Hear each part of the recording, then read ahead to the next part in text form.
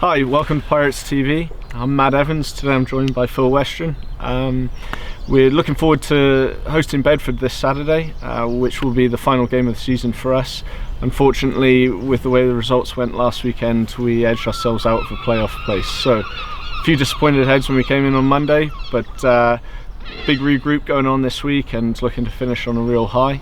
The season overall has been a very positive one. I think we could say that we weren't given much of a shot to start off with, were we, Phil? Fair comment. I think a lot of people probably had the Pirates down at the beginning of the season aside for a relegation battle, but I think we put that to bed, really, that thoughts of that in the very first months. To go through September unbeaten was just fantastic, and we had some great results, and although we had some blips afterwards, there have been some really outstanding performances as well. For a very young side, developing squad, we're early days yet with this group, and they're doing a fantastic job, as indeed the coaches are as well, and the backroom staff. But there were some outstanding results as well, Matt. Yeah, I think the double over Doncaster, who were finalists last year, was probably a huge accomplishment for us. We had a fantastic start to the season up at Bedford, with sun shining up there, just like hopefully it will be on Saturday. But it was a great encounter and a good start. But there's been ups and downs. Yeah. There's been lessons learned, which is very valuable for us. I think Gavin Paves has been fantastic, and the way they have approached and learned their coaching style this season. I know from a player's perspective, it's been a pleasure to work with them, and look forward to the future years with them. Backroom staff have always supported us. We've had some notable additions in the physio room, but also up in the office things are moving forward nicely as well. Indeed. I think it's fair to say, Matt, that you mentioned on Gavin and Alan, they've been the catalyst, but great credit as well to all the players, the squad, the way they responded. And the other thing that came into account with a smaller squad is when the injuries took their toll during the season, and you unfortunately were one of those individuals involved. It does put pressure on the squad, but we still came through that. And even extra credit to the guys, maybe some people don't always understand, is with a smaller group of players, there's some guys that need their rest, but they weren't able to get their rest, but they still soldiered on. And I think the epitome of that was, funnily enough, although we lost quite heavily, we came back into that game at London Irish so well. There are some players that should have had rest long before it, but they went through, finished the full 80 minutes, and actually came out with tremendous credit in a game like that.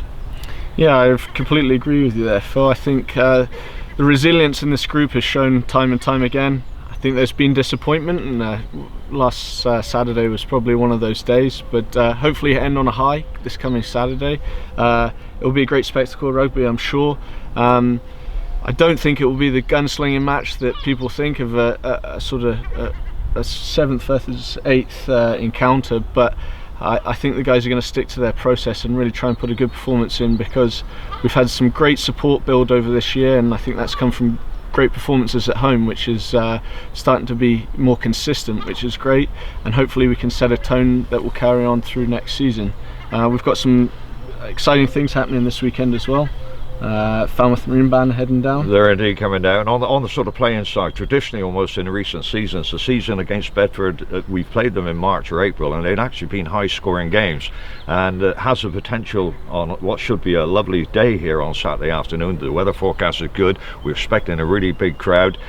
We expect a celebration of rugby as well, but the first thing, of course, at any given time is the coaches and the players who want to secure the win. And you mentioned keeping to the patterns, and that's the way they'll want to deliver the result, taking nothing for granted.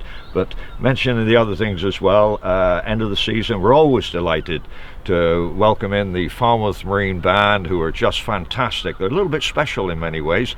They can't play music too well, they would admit themselves, but as I said before, they do bring along just so much fun, and we're so lucky in Cornwall that we can offer things like that. And we have also the casual singers, they'll be here post-match, and we also of course have afterwards a number of post-match awards.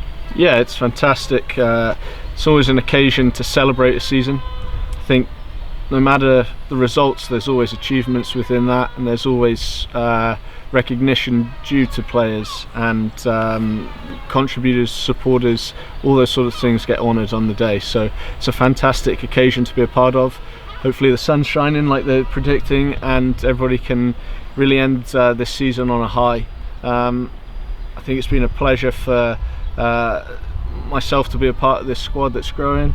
I know Phil works very closely with the players as well, and hopefully that's felt upstairs in the office and throughout the club, and we look forward to pushing on through the pre-season that's coming. You're touching on something which is about team spirit, and the team spirit I think has been absolutely tremendous this year. Great credit to everybody involved. We mentioned some of the people who have been a part of that, and it has been great to work with everybody. I think everybody's felt that sort of scenario.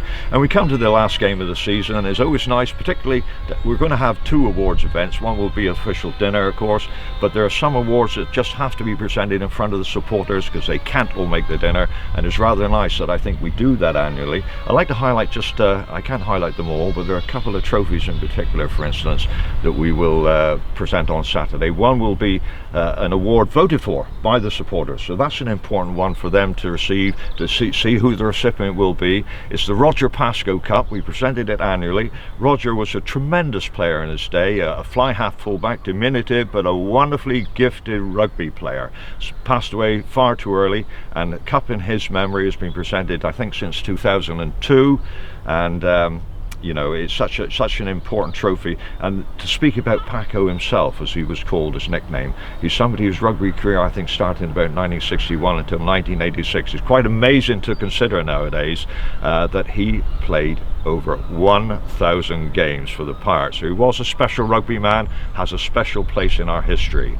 The other trophy that I'm going to highlight as well is the President's Cup, whereby it's again presented annually after the game, at the last game of the season, last home game of the season, and it goes to the player in the mind of the president who's been made the biggest contribution to the Pirates on the playing field during the season. It was won last year by Larry McGlone, of course, and Larry was a terrific player for us, a great Pirate in his time here, and I'm sure that award will go to somebody worthy on Saturday. And as things move forward, as Matt touched on as well, with reference to the way the squad is developing, with the prospects of a stadium for Cornwall coming to fruition, it's exciting times. Yeah, it is. And just to reflect on those cups given out there at the end of the season, there's some fantastic names on them. You mentioned Laurie McGlone, you've got your Rob Elloways, you've got your Chris Morgans, all sort of synonymous with the club. So I really feel it's a great honour to achieve those, so you look forward to finding out who's getting those cups this year, and we look forward to the future that's coming. Absolutely, Matt. And one other thing is worth mentioning, we always inevitably going to lose a few people that will be departing.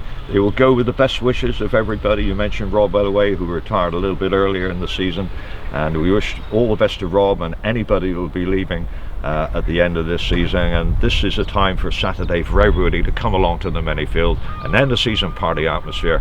Let's make it really boom. Welcome everybody on Saturday afternoon.